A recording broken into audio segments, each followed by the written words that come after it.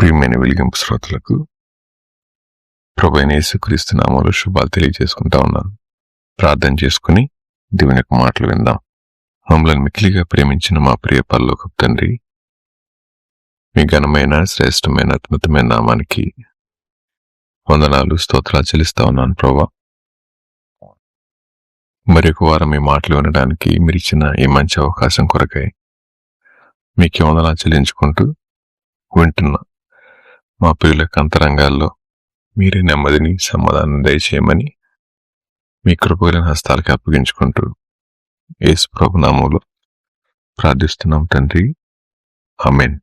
ప్రియ శ్రోతలు, ఇది నన్ను మత్తయి సువార్త 7వ అధ్యాయం 7వ వచనాన్ని ఒకసారి ధ్యానం చేసుకుందాం.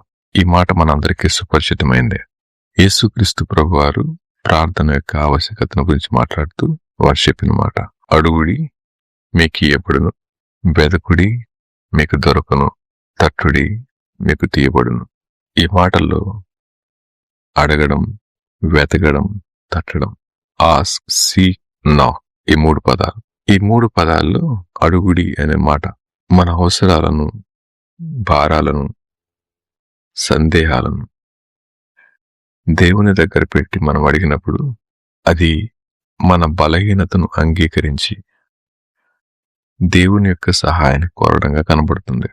మన బలహీనత ఏంటో మనకు అర్థం కాకపోతే దేవుణ్ణి అడగడం అనే విషయంలో మనం నిర్లక్ష్యం చూపిస్తూ ఉంటాం. ప్రియ శ్రోతలు, అనేక సార్లు మన అవసరాలు, మన భారాలు, మన సందేహాలు మనల్ని నెమ్మది లేకుండా చేస్తూ ఉంటాయి. అలాంటి పరిస్థితుల్లో దేవుడు ఉన్నాడని, మన నిస్సహాయ పరిస్థితుల్లో దేవుని అడిగితే ఆయన సహాయం చేస్తాడన్న విషయం మనకు తెలియకపోతే మనం పడే వేదన మనం ఊహించలేం.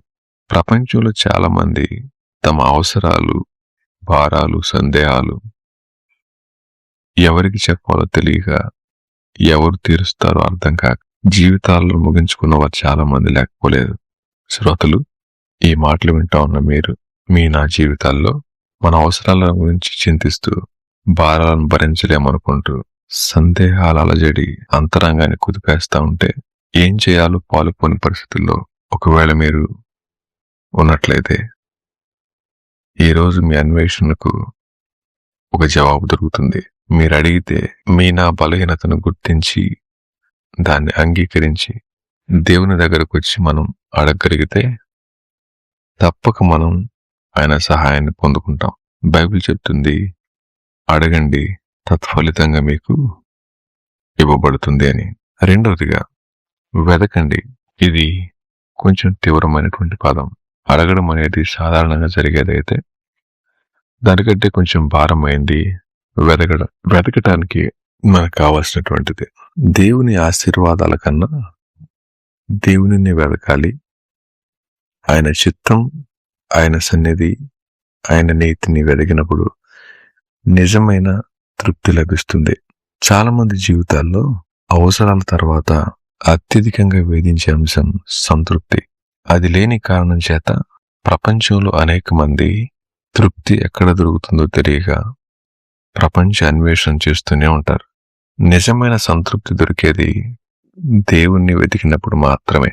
దేవుణ్ణి కాకుండా దేవుడిచ్చే వాటిని వెతుకుతా ఉన్నప్పుడు ఏ మనిషి కూడా నిజమైన సంతృప్తి పొందలేడు. ప్రియ శ్రోత, వెతకడానికి ఆసక్తి కావాలి, వెతకడానికి ఓర్పు కావాలి. వెతికిన వారికి దొరుకుతుంది అన్న విషయం మనకు రాబోయే బహుమానం. దేవుడు మన జీవితాలకు ఏం చేయబోతా ఉన్నారో, ఏం చేయగలడో మనకు అర్థమైతే వెతకడంలో ఆనందిస్తూ ఉంటాం. ప్రపంచంలో అనేక మంది తృప్తి కోసం అన్వేషిస్తూ వేరువేరు ప్రాంతాల్లో, వేరువేరు రుచుల మధ్య, వేరువేరు సంబంధాల్లో వాటిని వెతుక్కుంటూ అన్వేషిస్తూ ఉంటారు.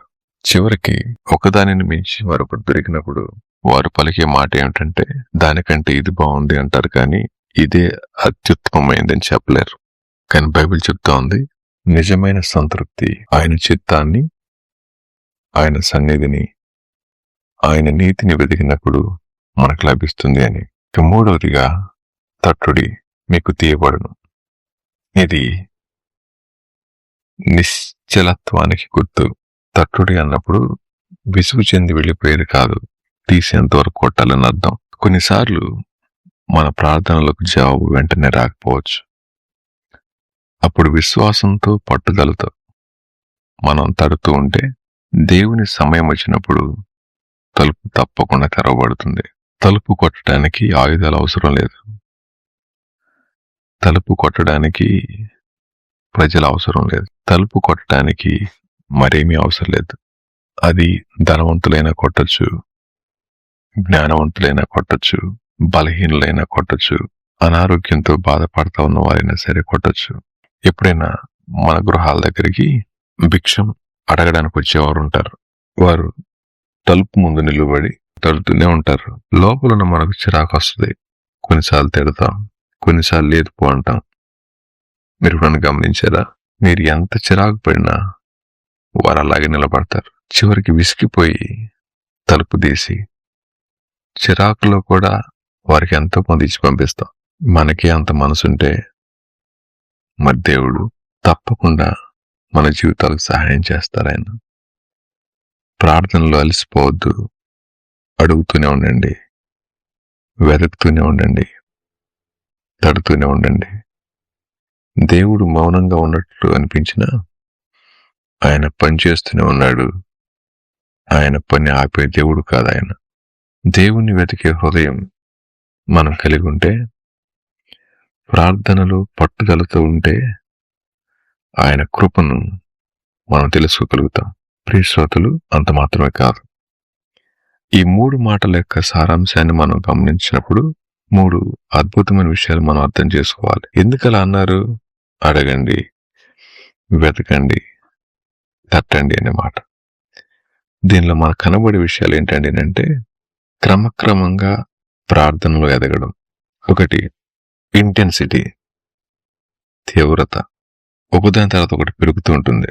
దాని తర్వాత తృష్ణ, దాని తర్వాత నిశ్చలత. ఒకటి లోపల తీవ్రత ఉంటే అడుగుతాం, ఆసక్తి ఉంటే వెతుకుతాం, పొద్దుకోవాలనే తపనుంటే స్థిరంగా దానిలో నిలబడతాం. దేవుడు మనతో మాట్లాడుతూ ఉంది. ఈ 3 విషయాల్లో మీరు చేసే ప్రతి దానికి ఫలితం ఉంటుంది అన్న విషయాన్ని ప్రభు మన జ్ఞాపకం చేస్తూ వచ్చారు. అడిగితే పొందుకుంటామని, వెతికితే దొరుకుతుందని, తడితే తీయబడుతుందని. సో దీనిలో ఎటువంటి విభేదాలు లేవు. ఎవరైనా అడగొచ్చు, ఎవరైనా తట్టొచ్చు, ఎవరైనా వెతకొచ్చు. వారు తప్పకుండా బహుమానం పొందుకుంటారు. సో దేవుణ్ణి, ఆయన చిత్తాన్ని, ఆయన మనసెరిగినప్పుడు మనం పొందుకునే ఆనందం ఊహించలేంది. అడుగుతా ఉన్నప్పుడు మన జీవితాల్లో కనబడవలసింది దేవుడు చేస్తాడు అనే నమ్మకం ఉండాలి. అదే సమయంలో తగ్గింపు మనసు ఉండాలి. కాన్ఫిడెన్స్ లేకుండా, హ్యూమిలిటీ లేకుండా మనం ఎప్పటికీ పొందుకోలేం. అలాగే వెతకాలి అన్నప్పుడు జాగ్రత్త ఉండాలి. అలాగే దాన్ని ఉపయోగించుకునే సామర్థ్యం కూడా ఉండాలి. అప్పుడు మాత్రం వెతకగలుగుతాం. అలాగే తట్టే సమయంలో మనకు ఉండవలసినటువంటిది సహనం ఉండాలి. అలాగే పొందుకుంటామనే ఆశ కూడా ఉండాలి. ఇవి లేకపోతే మనం ఎప్పటికీ కూడా మన జీవితాల్లో మన అన్వేషణను ముందుకు తీసుకెళ్ళాం. ప్రియ శ్రోతలు, ఈ మాట దగ్గరే దేవుడు మన నుంచి ఆశిస్తా ఉంది ఆయన మీద ఆధారపడాలి అని. ఆయన మీద ఆధారపడిన వాడు తన జీవితంలో మేలు పొందుకుంటాడు. చివరిగా ఈ మాట మీకు చెప్పి నేను ముగిస్తాను.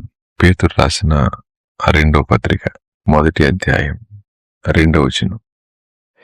తన మహిమను బట్టి, గుణాతిశయమును బట్టి మనలను పిలిచిన వాణ్ణి గూర్చిన అనుభవ జ్ఞాన మూలముగా ఆయన దైవ శక్తి జీవమునకును భక్తికిని కావలసిన వాటన్నిటిని మనకు దయచేయుచున్నందున దేవుని గూర్చినట్టు మన ప్రభు అయిన యేసును గూర్చినట్టునైన అనుభవ జ్ఞాన మూలం వలన మీకు కృపయు సమాధానము విస్తరించునుగా.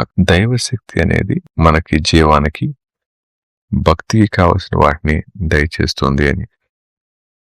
ఈ మాటలు మనకు అర్థమైతే మన అన్వేషణ జరగవలసింది దేవునిలోనే, దేవునితోనే. అలా కాకుండా మన అన్వేషణ బయట జరిగినప్పుడు ఎప్పటికీ మన జీవితాల్లో ఆశించింది పొందుకోలేం.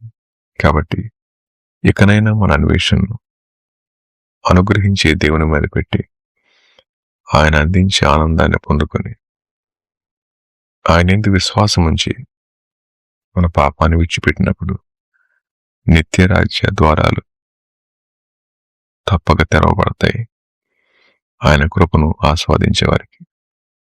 అటు రీతిగా దేవుడిచ్చే నిజమైన సంతోషాన్ని మన పాపాలు విడిచిపెట్టినప్పుడు, ఆయన చేసిన బలియాగాన్ని గుర్తుపెట్టుకున్నప్పుడు నిత్యరాజ్య ఆహ్వానాన్ని కూడా మనం పొందుకోగలుగుతాం. అటువంటి కృప దేవుడు మనకు దయచేయను గాక. తిరిగి మరొక మళ్ళీ కలుసుకునే పర్యంతం దేవుడు మనందరికీ తోడుగుండును గాక. ఆమేన్.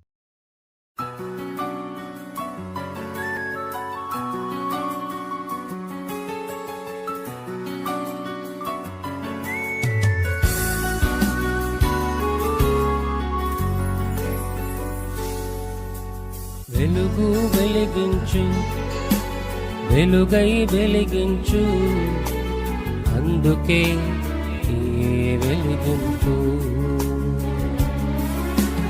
వెలుగు వెలిగించు, వెలుగై వెలిగించు, అందుకే ఈ వెలిగింపు.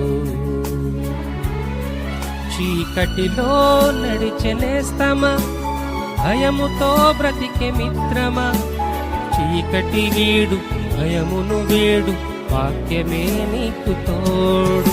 చీకటిలో నడిచెనేస్తమా, భయముతో బ్రతికే మిత్రమా, చీకటి వీడు, భయమును వీడు, వాక్యమే నీకు తోడు.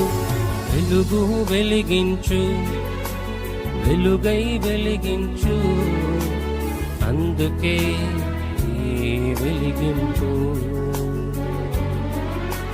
వెలుగు వెలిగించు, వెలుగై వెలిగించు, అందుకే ఈ వెలిగింపు.